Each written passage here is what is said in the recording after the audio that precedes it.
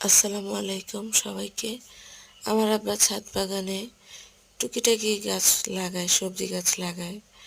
সিম গাছ লাগিয়েছে, সিম গাছে ফুল এসেছে। আবার দেখলাম লাল রঙের সিম হয় যেটা, সেটাও লাগিয়েছে। ঘুম থেকে উঠে দেখি আব্বু রুটি বানিয়েছে, আম্মাকে হেল্প করে। আমার আম্মা একটু অসুস্থ, সাথে মাংস ছিল। তো ঘুম থেকে উঠে যখন এগুলো দেখি মনটা ভরে যায় একদম, যে আব্বা এখনো কত মাশাআল্লাহ দিলে আম্মাকে হেল্প করে।